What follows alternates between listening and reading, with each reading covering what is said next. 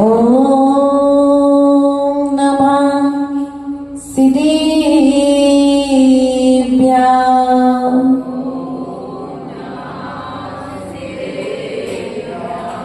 नमो अरिहन्ताणं नमो सिद्धाणं नमो आयर्याणं नमो अज्ञायाणं नमो लोये सब्बसागुणं वन्दितु सब्बसिद्धे द्रौमचल्मणोभवङ्गैः पत्ते बोध्यामि समय पाहुण मिणमो स्वैके विधि बणिदम् गुरुवापातिनो नित्यम् ज्ञानदर्शननायिका चारित्राणवगम्भीर मोक्षमार्गे उपदेशिका मेरे पवित्र मन में गुरुदेव आओ, मैं शास्त्र वाचन करूं प्रतिभा जगाओ। अरहन्ते भासित सभी शुद्ध देवताओ, क्या बोले नाम मुझे तुम ही बताओ। अनंतानंद सिद्ध परमेष्ठी भगवान की, देवादिदेव मूलायक आदिनाथ भगवान की, देवादिदेव शासन नायक महावीर स्वामी की, आचार्य भगवत कुंद कुंद स्वामी की, आचार्य भगवत विराग सागर जी महाराज की, आचार्य भगवत विशुद्ध सागर जी महाराज की, आचार्य गुरुवरेश्वर विभव सागर जी महाराज की, द्वादशांग जिनवाणी माता की।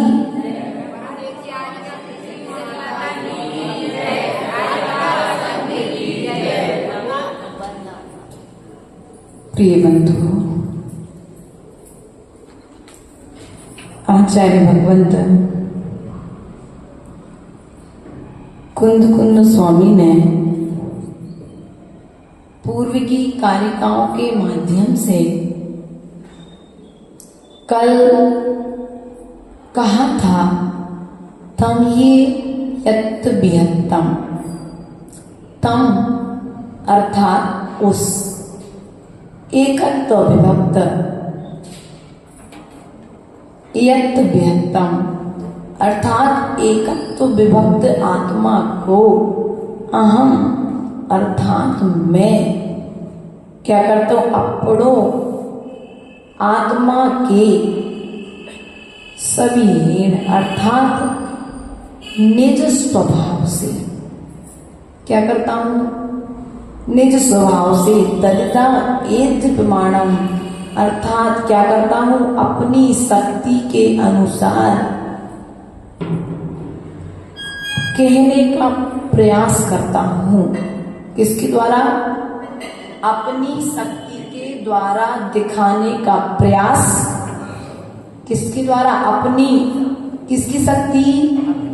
दूसरे की शक्ति नहीं, अर्थात स्वयं के अंदर इतनी शक्ति है, अभी हमें इस बात का ज्ञान नहीं है। आचार्य भगवान कहते हैं, एवरेस्ट की चोटी पर चढ़ना आसान है, संबे शिखर जी की वंदना करना आसान है, लेकिन आत्मा की स्वभाव की जो यात्रा है वह एवरेस्ट की चोटी पर चढ़ने से नहीं होगी, वह यात्रा तो निज में बैठने से होगी। हमने आज तक पर द्रव्यों के निमित्त से अपने आत्मा की यात्रा करने का विचार किया है। एक बार निज से मिल करके यदि हम स्वभाव की यात्रा प्रारंभ करते तो सफल हो पाते। हमारी असफलता का कारण है स्वयं के प्रति कॉन्फिडेंस ना होना। है आपको अपने ऊपर कॉन्फिडेंस होना, विश्वास होना कि मैं भगवान बन सकता हूं। विश्वास है माता? मेरे अंदर में भगवान बनने की शक्ति विद्यमान है। विश्वास है इस बात पर? जैसे भगवान मुनीश्वरनाथ जी हैं, वैसा ही स्वरूप मेरा है। ये जो शरीर है, जिस प्रकार से आचार्य भगवंत कहते हैं कि दूध और पानी, देखा, दूध और पानी एक दिख रहे ना, लेकिन दोनों के लिए नींबू का सहयोग हो जाए, फिटकरी का सहयोग हो जाए, नमक का सहयोग हो जाए, क्या होगा? बोलो तो अलग अलग होने में समय नहीं लगता है। उसी प्रकार से आचार्य भगवान कहते तुम्हारा स्वभाव भी उस दूध और पानी की तरह, आत्मा अलग है, शरीर अलग है, दोनों भिन्न भिन्न हैं, दोनों एक ना तो कभी हुए थे और ना ही कभी होंगे। मात्र कर्म जब तक है तब तक ये शरीर संसार में लाने का एक साधन बना हुआ है। बना हुआ कि नहीं बना? चींटी की आत्मा में और तुम्हारी आत्मा में एक भी गुण कम है क्या? बताओ। जिस प्रकार, दूसरा उदाहरण, क्योंकि आज हमारे लिए भिन्नता का ही बोध नहीं है, मैं आत्मा से अलग हूं, इस बात का यदि विश्वास हो जाए तो शरीर का दर्द शांत हो जाएगा। शरीर का दर्द शांत हो जाएगा। कब होगा शांत? जब भिन्नता का बोध होगा। और जब तक भिन्नता का बोध नहीं होगा, भैया मनीष जी, बस हवा किसको चाहिए? बोले तो किसको चाहिए? आत्मा को नहीं चाहिए। अभ्यास करना, 1 घंटे कम से कम मैं मुनि बनने की साधना। यदि मैं भविष्य में मुनि बन गया तो क्या पंखा लूंगा? आज जब मैं साधु को देता नहीं हूं तो लोग लूंगा भी नहीं। तो जिस प्रकार से दूध और पानी भिन्न भिन्न है, उसी प्रकार से हमारी आत्मा और शरीर भिन्न भिन्न है। दूसरा उदाहरण, तोता देखा? तोता देखा? पिंजरा देखा? तोता देखा? थोड़ा बोलो तो।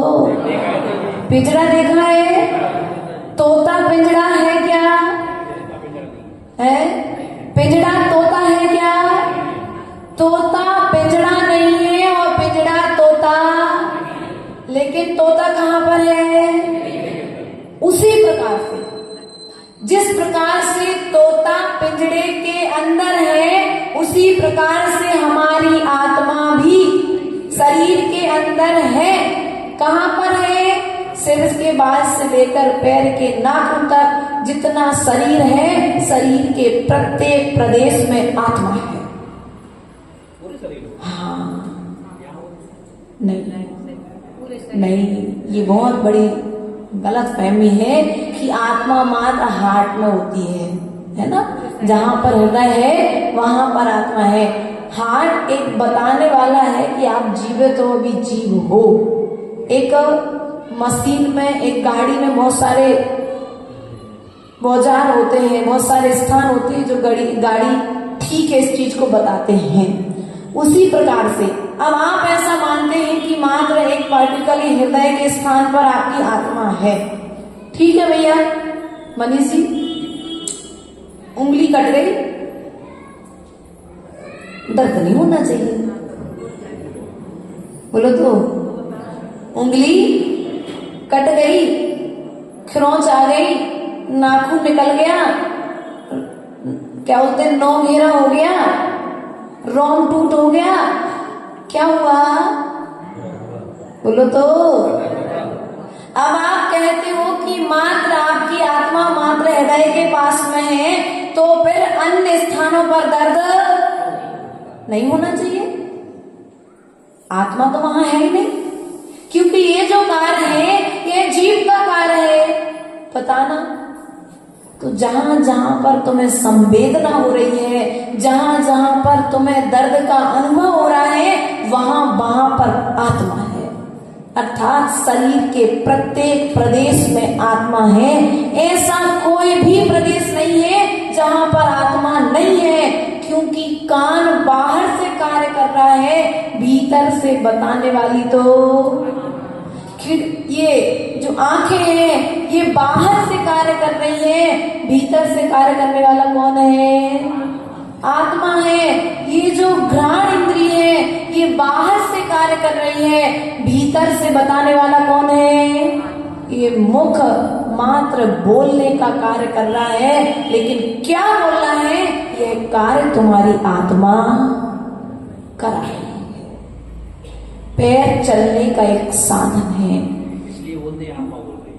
आत्मा होगा, आत्मा बोल रही है कि मैं मंदिर जाऊं। हाँ, आपकी ज्ञान पर्याय आपको अच्छे कार्य करने के लिए प्रेरित करती हैं और आपकी अज्ञान पर्याय आपको बुरे कार्य करने के लिए प्रेरित करती हैं। यदि आपके बुरे कार्य करने के भाव हो रहे हैं तो समझ लो आपका अज्ञान का उदय चल रहा है। अब आप गाड़ी में बैठे, गाड़ी देखी, गाड़ी में बैठने वाला श्रावक जिस प्रकार से उस गाड़ी में है, लेकिन गाड़ी नहीं है। गाड़ी में है लेकिन गाड़ी, आप गाड़ी में बैठे हो लेकिन गाड़ी नहीं हो।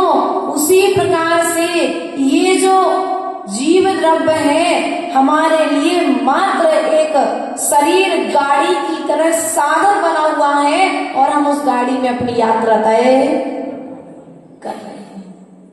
वेद विज्ञान आत्मा अलग है और शरीर, जिस प्रकार से गाड़ी में बैठने वाला चालक अलग है और गाड़ी अलग है, पिंजरे में रहने वाला तोता अलग है और पिंजरा अलग है, दूध में मिलाए जाने वाला दूध अलग है, पानी अलग है, उसी प्रकार से हमारी आत्मा और हमारा शरीर भी।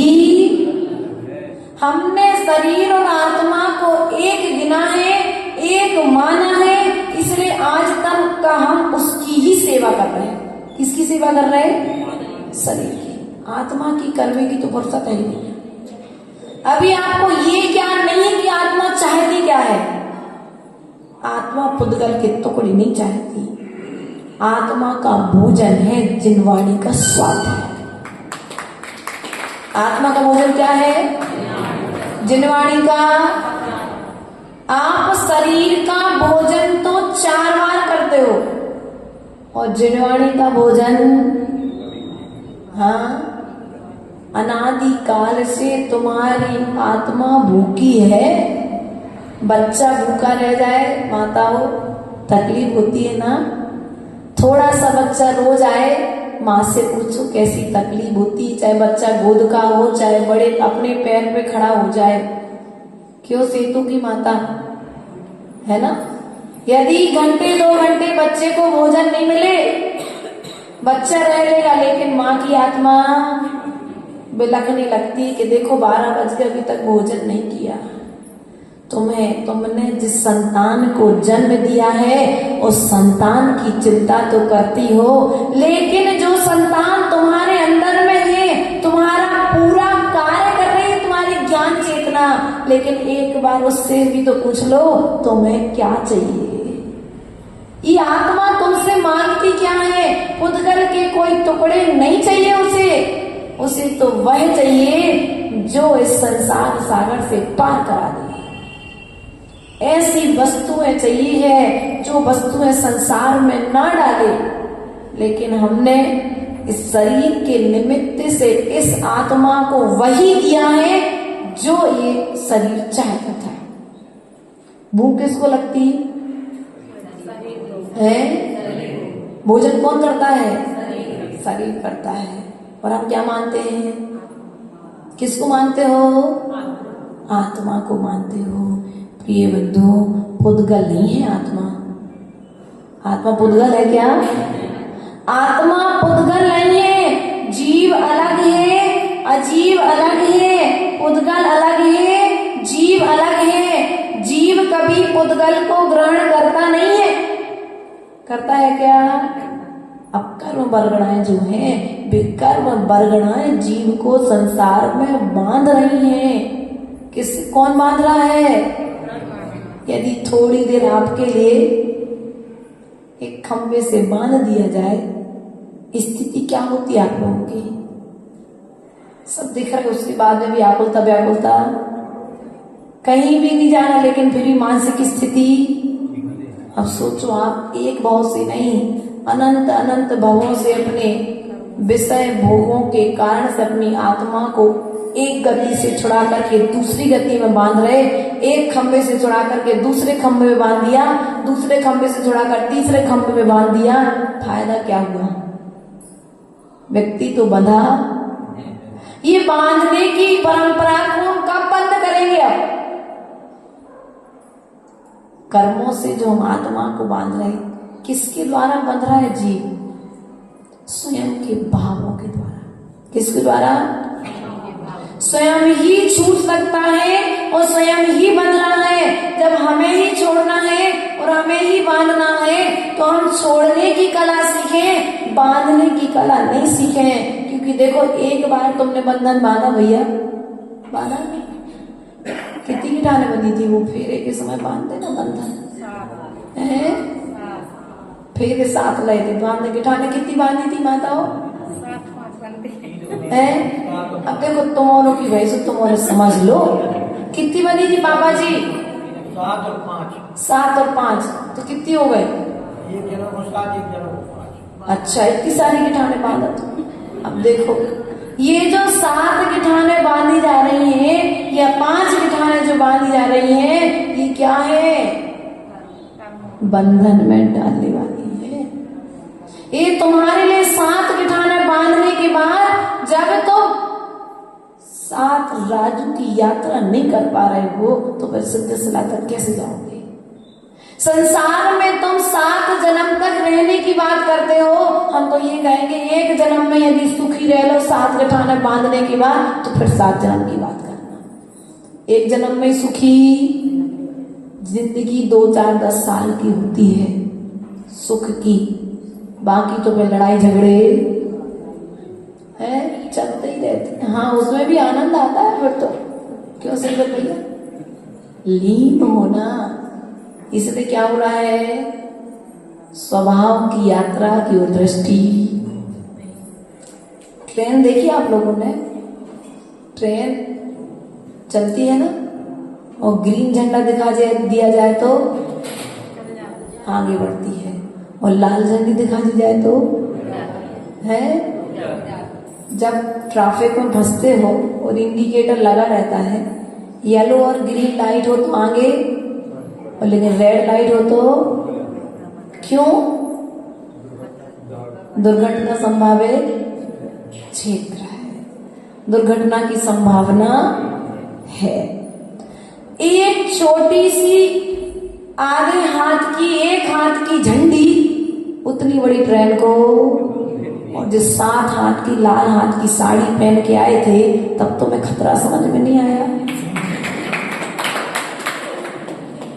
भैया। तब खतरा समझ में, उस समय तुम्हें ये समझ में नहीं आया कि हम स्वभाव में, व्यवहार में लीन होने जा रहे हैं। अब कहते हो माता जी, अब स्वभाव की यात्रा कैसे होगी? अब करी है तो भोगो, लेकिन फिर भी मार्ग है अभी भी। अब देखो, आटा गीला हो गया है। ये माता जब रोटी बनाती हैं तो कभी कभी आटा गीला भी हो जाता है, कभी कभी आटा कड़क भी हो जाता है। तो इनके पास व्यंजनों की लिस्ट होती है इनके दिमाग में। गीले आटे से क्या बनाया जा सकता है, कड़क आटे से क्या बनाया जा सकता है, आटा बर्बाद में नहीं हो और उसका उपयोग भी। अब पछताना नहीं है, अब हमने गलती तो कर ली क्योंकि ज्ञान नहीं था हमें उस समय।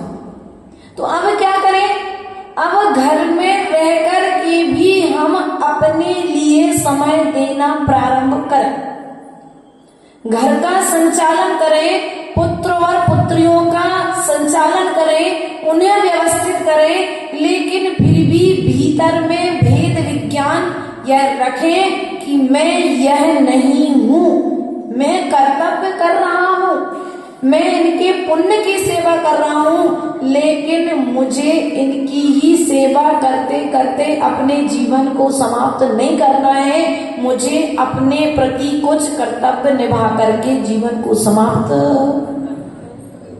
अब भी कर्तव्य निभाने का समय कब आएगा पापा जी? पहले तो स्वयं के बच्चों को योग बना दिया, अब पोतियों की ओर फोकस हो गया। हमारी स्थिति भी कुछ इसी तरह से है, करते ना? पहले तो बच्चों को योग बना दिया, बच्चों के बाद जो पोता पोती है उनके कर्तव्य वो करें। लेकिन मोह की स्थिति क्या कहती है? मोह क्या कहता है? हम जो कर्तव्य हमारे योग्य नहीं है हम उनमें भी लीन। दादा पिता का कर्तव्य मात्र पुत्र को व्यवस्थित करना है, ना कि पुत्र पौत्र पुत्रियों को। लेकिन मोह के कारण कम से कम एक व्यवस्था बनाओ कि मैं कितनी उम्र में धर्म करूंगा, मैं कितनी उम्र में धर्म करूंगा। एक माप बनाओ। जवानी तुम्हारी लगभग निकल गई ना? पंडित दौलत राम जी ने कहा है, बालपनी में ज्ञान न लहो, तरुणी समय तरुण रत रहो, अर्ध मृतक सम बूढ़ापनो, कैसे रूप। क्या कहा? बालपने में, मेरा बालकपन किस चीज में निकल गया भैया? खेल कूद में। बालपने में ज्ञान न हो, तरुणी समय तरुण रत रहो। अर्थात जब तरुण अवस्था को प्राप्त हुए तो विषय भोगों में लीन होकर के हमने निकाल दिया। अब अर्ध मृतक सम बूढ़ापनो, अर्थात जो तुम्हारी अर्ध मृतक आधा मरा हुआ व्यक्ति देखने में आ जाएंगे, जो वेंटिलेटर पर पड़े हुए आधे मरे हैं, बस सांसें चलने बाकी फिर बस नली डाल के खिलाते रहो तो शरीर जिंदा है, आत्मा को। अब ज्ञान पर्याय काम करना बंद कर दे, उस समय अपना कल्याण करोगे क्या? बताओ। अपने कल्याण का समय कब आएगा? बालपने में तुमने ज्ञान की कमी थी, खेल कूद में निकाल दिया, कोई समझाने वाला नहीं था, तुमने युवा अवस्था विषय भोगों में लीन होकर के निकाल दी।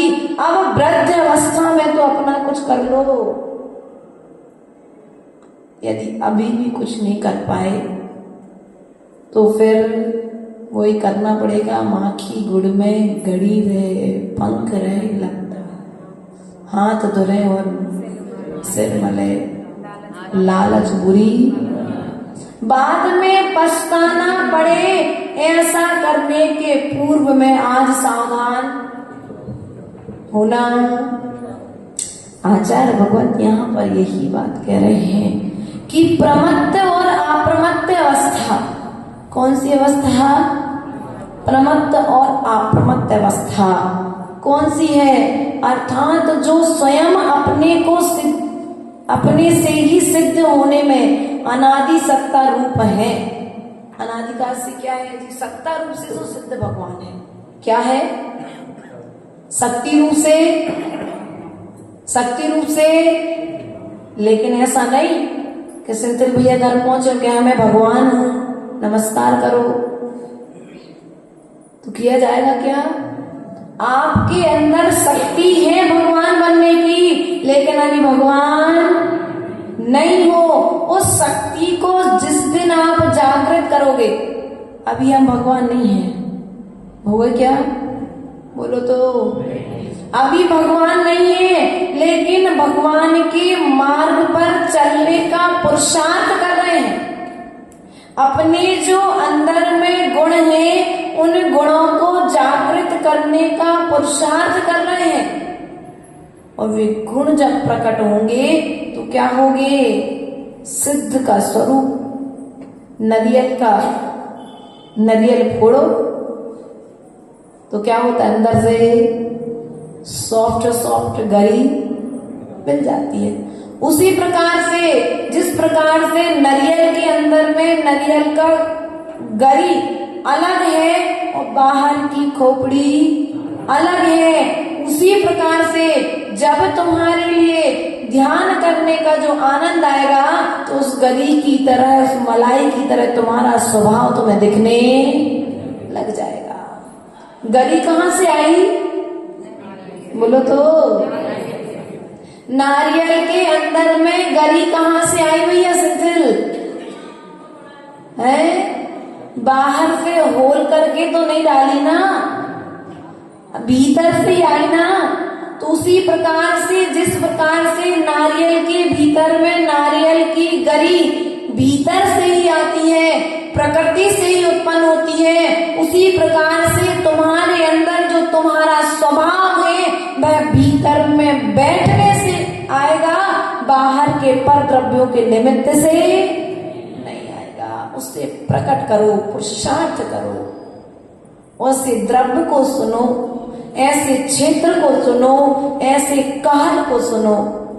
अब तुमने चुना तो है नहीं, ना तो योग्य द्रव्य चुना, ना योग्य क्षेत्र चुना, ना योग्य काल चुना। और जब ये तीनों योग्य नहीं है, तो भाव में योग, क्षेत्र का भी जीव पर प्रभाव पड़ता है, द्रव्य का द्रव्य पर प्रभाव पड़ता है। एक बार द्रव्य की अपेक्षा से बताते हैं, क्षेत्र की अपेक्षा से बताते हैं। राम, लक्ष्मण और सीता जंगल में विहार कर रहे थे, और विहार करते करते एक ऐसी भूमि पर पहुंचे जहां पर पहुंचते ही लक्ष्मण के भाव राम के प्रति खराब हो गए। पद्म पुराण में आता एक चैप्टर, द्रव्य का प्रभाव, क्षेत्र का प्रभाव, काल का प्रभाव जीव पर किस प्रकार से पड़ता है। लक्ष्मण अचानक से ही भगवान जैसे मानने वाले भ्राता राम पर कुपित होने लगे। तो माता सीता ने कहा कि भैया, आप आज इस तरह अपने भगवान तुल्य भाई से इस तरह वार्ता क्यों कर रहे हो? और तो उन्होंने भाभी के लिए भी कुछ शब्द कहकर के शांत। सीता की जब ना चली तो सीता ने राम से कहा कि आप लक्ष्मण को, भाई को डांटते क्यों नहीं हो?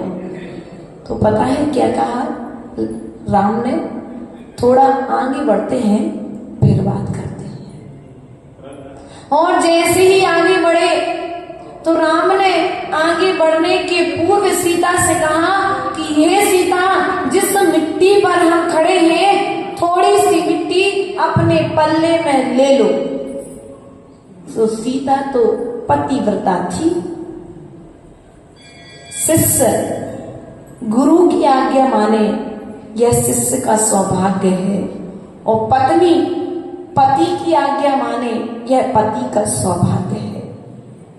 क्योंकि आज्ञाकारी शिष्य, आज्ञाकारी पुत्र और आज्ञाकारी पत्नी यदि मिल जाए तो सोने पे सुहागा हो जाता है, जीवन में कहीं कठिनाइयां नहीं आती। ऐसा ही किया सीता ने। और जैसे ही वो आगे बढ़े तो लक्ष्मण के मन में स्वतः ही क्षमा के भाव प्रकट हुए। और जैसे ही क्षमा के भाव हुए, क्षमा मांगने लगी कि हे भाई, मैंने भगवान तुल्य भाई की अभिनय कर दी। अभिनय कर दी।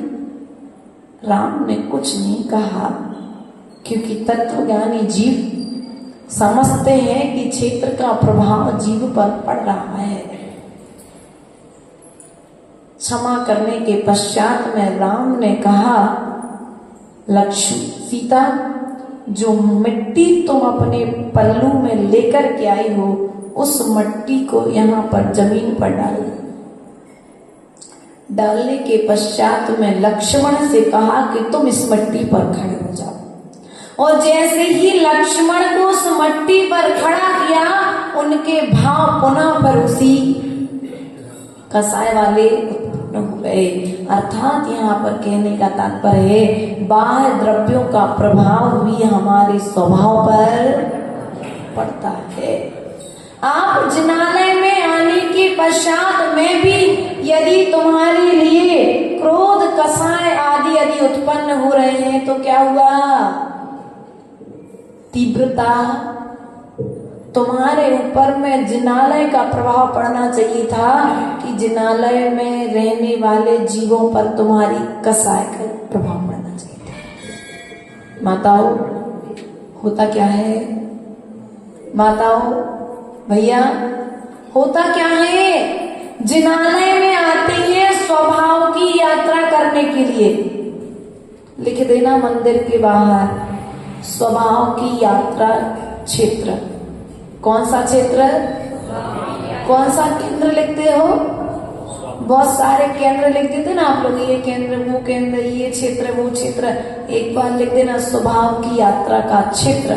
यदि आप स्वभाव की यात्रा करना चाहें तो इस जिनालय में प्रवेश करें,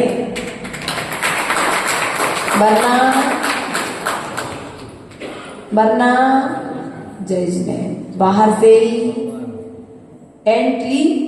बड़े बड़े मॉलों में, मॉल में गए कभी? एंट्री किसको मिलती है? वहां का भी पास लेना पड़ता है। यदि उस क्षेत्र का, उस मॉल का आपने पास नहीं लिया, 10 रुपए वो टिकट जो लेते हैं एंट्री की, यदि वो नहीं ली तो तुम्हें एंट्री नहीं मिलेगी। प्रिय बंधु, स्वभाव के साथ में यदि जिनालय में प्रवेश करोगे तो स्वभाव को प्राप्त कर पाओगे, और विभाव के साथ में यदि प्रवेश करोगे तो फिर क्या होगा? ऐसा ना हो जाए, अचरज है जल में रह के भी मछली को, सुनिए कहावत है, जल में मीन प्यासा। हमारी स्थिति भी कहीं ऐसी ना हो जाए कि उत्तम कुल, उत्तम धर्म, दुर्लभ जिनवानी सुनने के पश्चात में भी हम नरक की यात्रा करने। भले ही देखो, राजा सैनिक ने मुनिराज की निंदा की, लेकिन वंदना करके अपना कल्याण कर लिया। निंदा करके यदि उसने अपना अपकार किया था तो वंदना करके उसी जीव ने अपने स्वभाव की यात्रा कर ली, और स्वभाव की यात्रा ऐसी की कि होने वाला भविष्य का प्रथम तीर्थंकर बने। हम आप कहते माता जी हम पाप करना बंद नहीं कर सकते गृहस्थ होकर के, मत करो। आप सूक्ष्म रूप से पाप के त्यागी नहीं हैं, आप स्थूल रूप से पाप के त्यागी हैं। गृहस्थ अवस्था के अनुरूप आपसे पाप होंगे, आपको जिनवाणी की आज्ञा है, लेकिन अब उस पाप का क्षय भी कैसे होगा? प्रतिक्रमण से। कैसे होगा? प्रतिक्रमण से होगा। अब प्रतिक्रमण करने के लिए फुर्सत नहीं है, तो फिर जैसे तेल का व्यापारी एक दिन दुकान पर तेल बेचते बेचते एक दिन तेल की बूंद गिरे, दूसरे दिन तेल की बूंद गिरे, ऐसे करते करते जब वो तेल की बूंद इकट्ठी हो जाती तो क्या बोलने लग जाए आप लोग? भैया चिकट लग गई। क्या हो गई? चिकट लग गई। अब वो चिकट मिटेगी कैसे? अब नहीं मिटने वाली, कितना भी आप उसे निकाल दो। यदि आपने तुरंत निकाला होता, एक बूंद निरमा की डालते तत्काल साफ, लेकिन उस समय आपने पुरुषार्थ, भैया अध्यक्ष महोदय जी, आनंद नगर ध्यान रखना, यदि तत्काल चिकट निकाल दो, अर्थात तत्काल कसाय हो, तत्काल जाकर के क्षमा भाव कर लो, तत्काल उसे साफ कर लो तो ठीक है, वरना फिर चिकट लग जाएगी तो वो चिकट क्या होगी? जीवन में कभी साफ होने वाली। और हमने किया क्या है? कसाय के वशीभूत होकर के चिकट कर लिया। कपड़ा चिकट जाता ना कभी कभी, ज्यादा दिन तक नहीं धो, माताओं को ज्यादा अनुभव है। चौके के कपड़े, पट्टी पोंछने वाले कपड़े यदि साफ नहीं करो तो क्या हो जाते? वो चिकट जाते हैं। फिर उनको कितना भी साफ करो, अच्छे से साफ नहीं होते, नेचुरल कलर उनका। उसी प्रकार से कहीं हमारी आत्मा विवाह परिणामों में लीन होकर के चिकट तो नहीं गई। यदि अभी भी चिकट है, पुरुषार्थ तो करो। कोई निरमा साबुन की जरूरत नहीं है इस चिकट को हटाने के लिए, हमारी जिनवाणी का जल ही पर्याप्त है। कोई गंगा का जल नहीं चाहिए। ये अनादि काल के कर्मों की जो चिकट लगी है उसे हटाने के लिए गंगा के जल की जरूरत नहीं है, कोई दिन साबुन की जरूरत नहीं है, आचार्य भगवत कुंद स्वामी की गाथाओं के आधार की जरूरत है। इसलिए इन गाथाओं को पढ़ लो, सुन लो, उपयोग में ला लो। प्राकृत नहीं आती ना पढ़ना, बोलो तो माताओं, नहीं आती ना, कोई बात नहीं। संस्कृत नहीं आती ना, कोई बात नहीं। हिंदी आती है ना, तो इन ग्रंथों को कैसे खोलोगे? हम नहीं हैं, कोई महाराज जी माता जी नहीं है, कोई विद्वान नहीं है। एक काम कर लो, हिंदी पढ़ लो। हम आपको क्या बता रहे हैं? प्राकृत बता रहे क्या?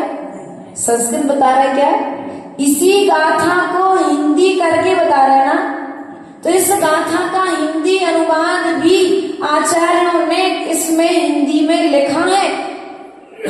कुंद स्वामी ने तो मात्र प्राकृत में लिखा है, अमृत चंद्र आचार्य ने इसकी संस्कृत टीका कर दी, जिनसेन आचार्य ने इसकी संस्कृत टीका की है, लेकिन वर्तमान आचार्यों ने सरल शब्दों में हिंदी टीका की है। तो समय सार का सार हम हिंदी टीका को पढ़ के तो प्राप्त कर सकते कि नहीं कर सकते? समय सार किसी दूसरे के लिए नहीं है, हमारे लिए है। किसके लिए है? बाप की संपत्ति कौन की? बोलो तो। पिता की संपत्ति किसकी? सास के जेवर किसके? तुमने ऐसे समझा तो कहीं। उसी प्रकार से जो हमारे अरहंत पिता हैं, अरहंत कौन है? परम पिता है। कौन है हमारे परम पिता? कौन है? जिनवाणी कौन है हमारी? मुनिराज कौन है हमारे? भाई। कौन है? भाई। आरिका माता जी कौन है हमारी? बहन है। आचार्य भगवान कहते हैं हमारा परिवार इतना ही है। ये तो मात्र पुद्गल के संबंध हैं जो तुमने बनाए हैं, लेकिन अनादि काल से हमारा संबंध तो अरहंत देव से रहा है, इसलिए तो अरहंतों की शरण में आए। एक बार तुम अरहंत भगवान को अपना पिता मान लो, जिनवाणी को अपनी माँ मान लो, फिर इन पर अधिकार जमाओ। जिनवाणी की कभी जगह नहीं है। कहा माता जी आप तो टंकी बांटो तो घर में जगह बन जाएगी।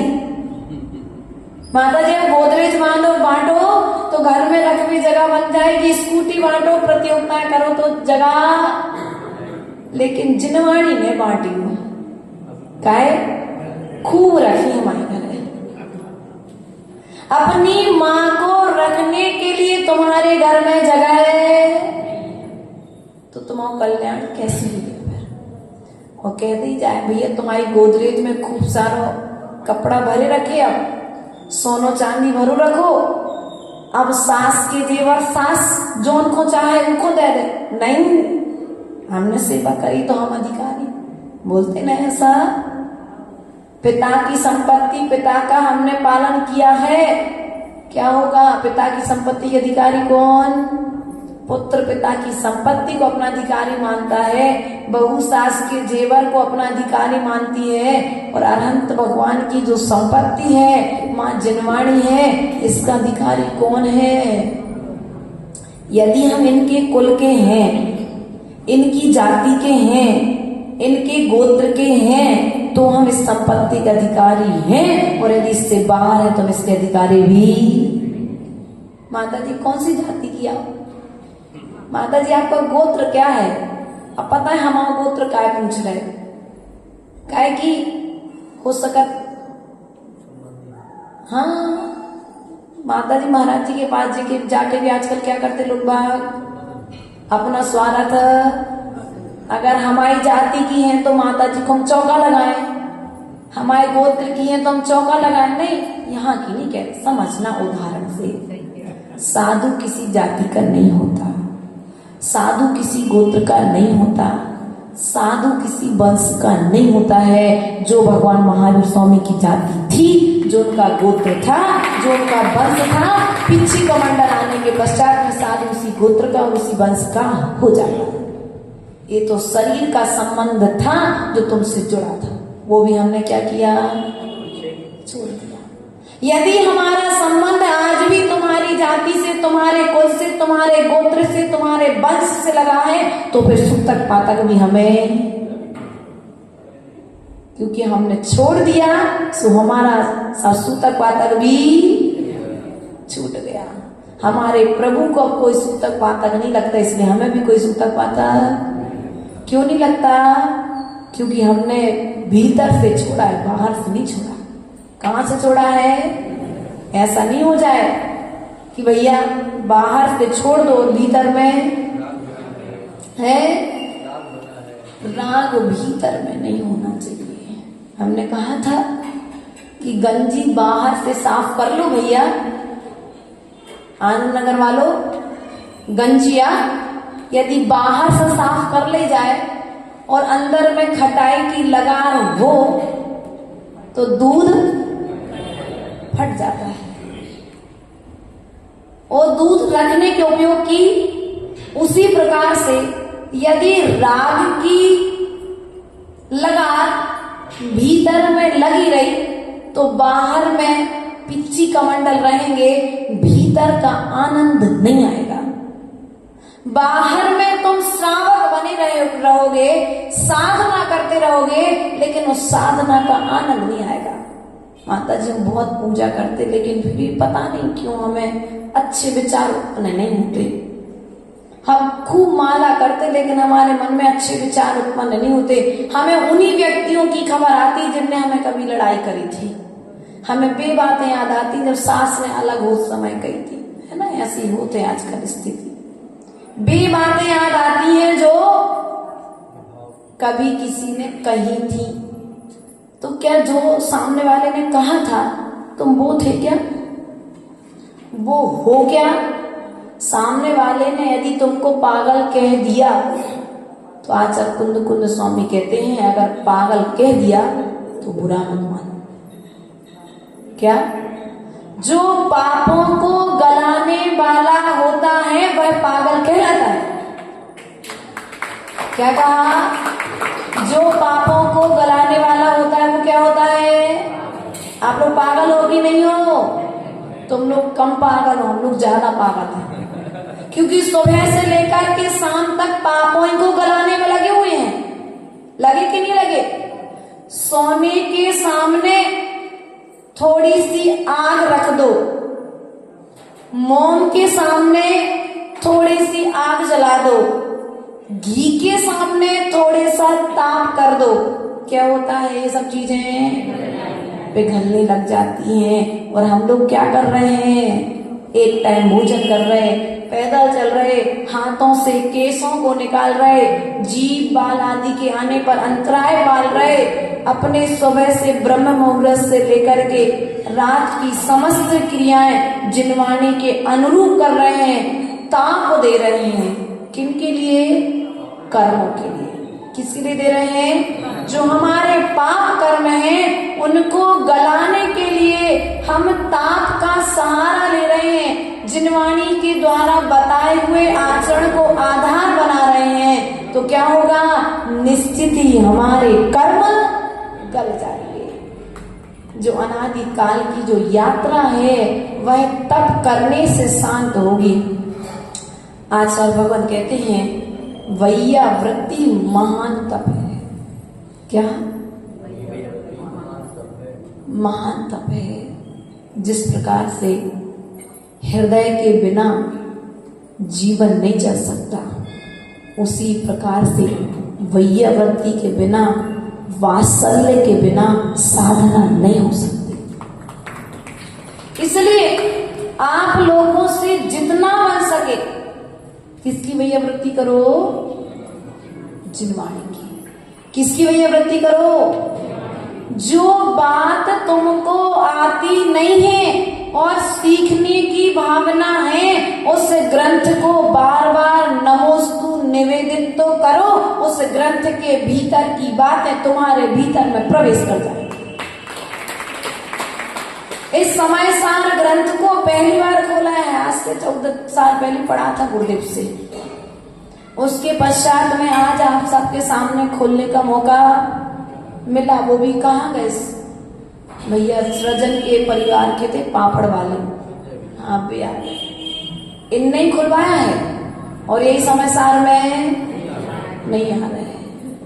इनने ही खुलवाया, वरना हम तो भक्तामर खोलने वाले थे, कल्याण मंदिर खोलने वाले थे। लेकिन इनने कहा कि माता जी हमें कुछ ऐसा दो जिसको सुनने से हम डरते हैं, जिसका आचरण हम अनादि काल से नहीं कर पा रहे हैं।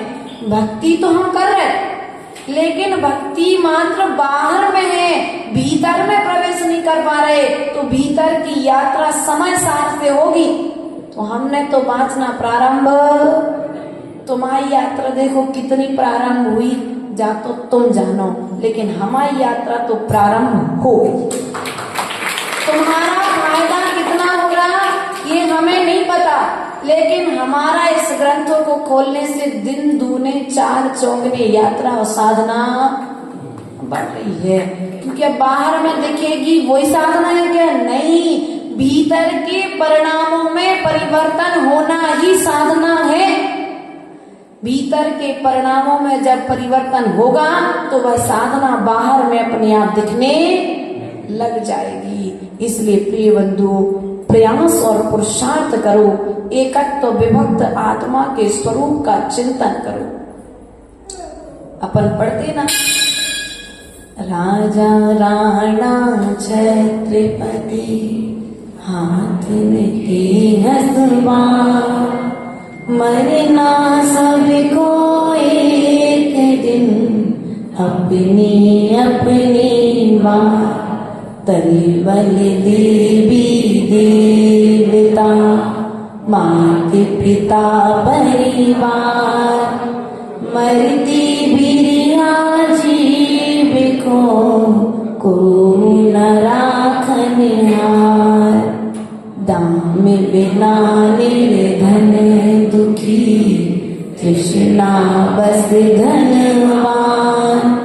कबहु न सुख संसार में, ये देखो छान।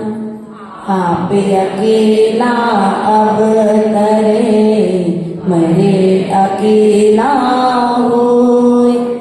यूं कहूँ इस जीव को साथी सगान को, जहाँ दे अपनी नहीं तहाँ न अपना को।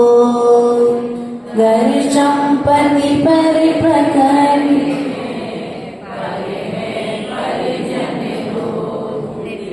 चांद चादर मणि हार पिंजरा, भीतर आसम और नहीं गिर गे।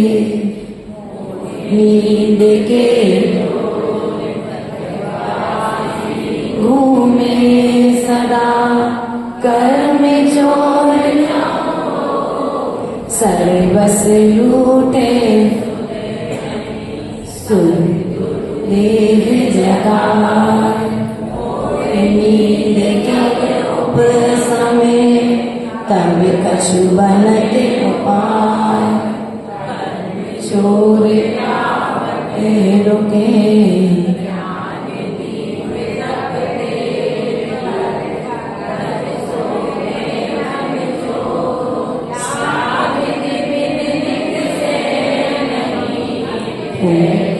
पूरब जो। इस मात्र इन गाथाओं का यदि रोज पाठ हो जाए ना भैया, बैराग आ जाएगा। क्या होगा?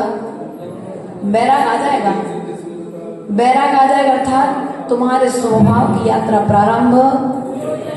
स्वभाव की यात्रा करने के लिए समय सार का सार है 12 भावना। कौन सी भावना है? 12 भावना। मूलाचार ग्रंथ राज में आचार्य भगवंत ने इन 12 भावनाओं के लिए माता की उपमा दी है। किसकी उपमा दी है? माता की उपमा दी है। ये जो 12 माता है, तुम्हारी कितनी माता है? कितनी माता है सिद्धिल भैया? एक माता है, लेकिन हमारे लिए संभालने वाली हमारी 12 माताएं हैं। और जब 12 माताएं हमको संभालेंगी तो निश्चित ही हमें सिद्धालय जाने में समय नहीं लगेगा। इन्हीं भावनाओं के साथ में बोले परम पूज्य आचार्य गुरुवर एक्सपर्ट विभव सागर जी महाराज जी की जिनवाणी ज्ञान ते सूचे लोकालो सोमानी मस्तके नमो।